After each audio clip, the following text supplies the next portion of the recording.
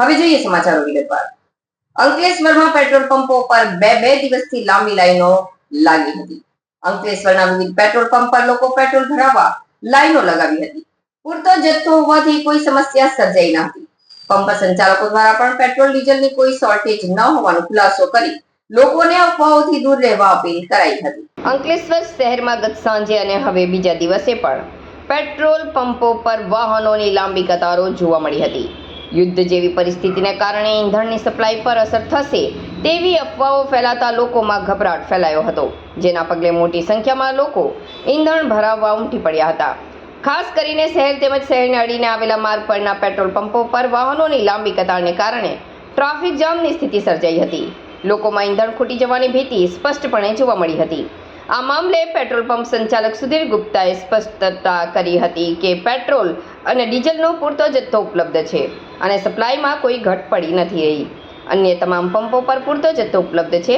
લોકોને ગભરાયા વિના સંયમ જાળવવા અને ઉતાવળમાં વધુ પેટ્રોલ ભરાવવા દોડાદોડ ન કરવા અપીલ કરી હતી. લોકોને અફવાઓથી દૂર રહી શાંતિ જાળવવા અપીલ કરવામાં આવી છે. નવરાત્રિ પર્વની સૌને શુભકામના.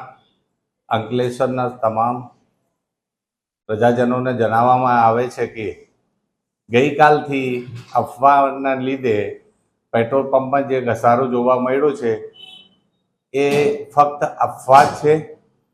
સરકારે અને અહીંયાના જે પુરવઠા અધિકારીઓ દ્વારા પ્લસ કંપનીના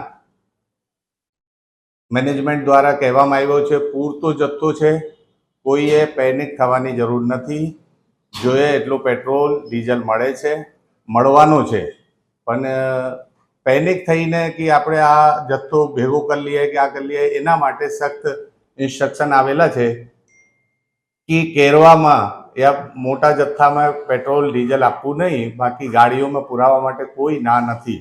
એટલે ખાસ કરીને અમે બધા પ્રજાને કહેવા માંગીએ છીએ કે એકદમ શાંતિથી આપણે જેટલી જરૂર હોય એટલું પેટ્રોલ ડીઝલ પુરાવે અને કોઈ પેનિક થવાની જરૂર નથી.